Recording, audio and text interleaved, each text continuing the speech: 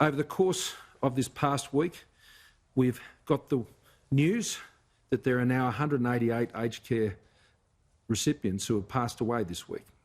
A further 12 today in actual aged care facilities.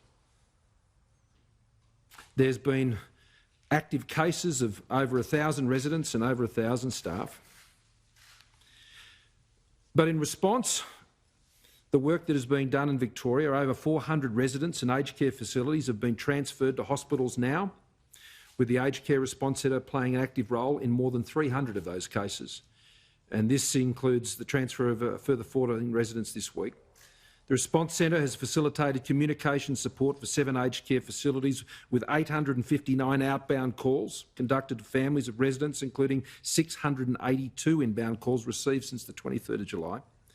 AUSMAD has deployed 24 members into Victoria who have made 61 visits across 41 aged care facilities to date.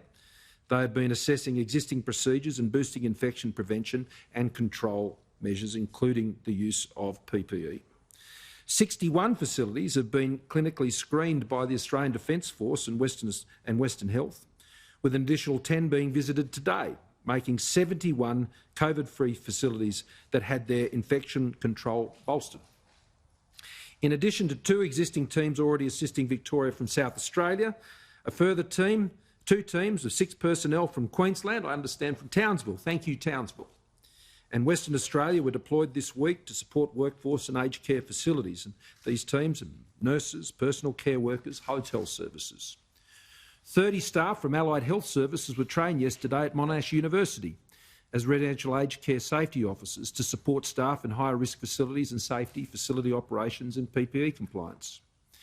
20 Australian Defence Force staff are today being trained in PPE usage and compliance and were deployed to facilities next week.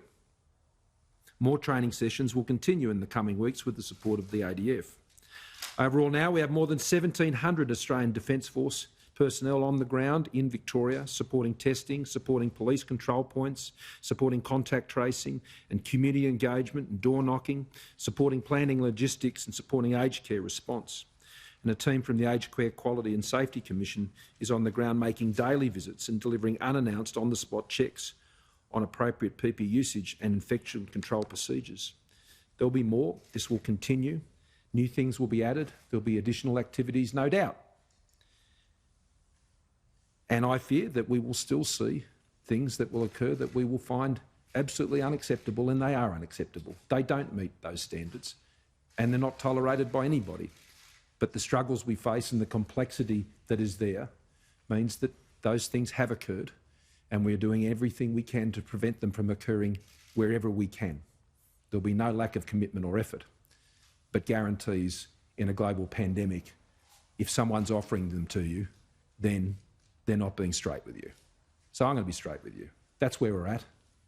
We're moving heaven and earth as a country at the moment to ensure that we can deal with this. And we're in the fight, and we're going to win it. It's just going to take a lot of time and a lot of effort.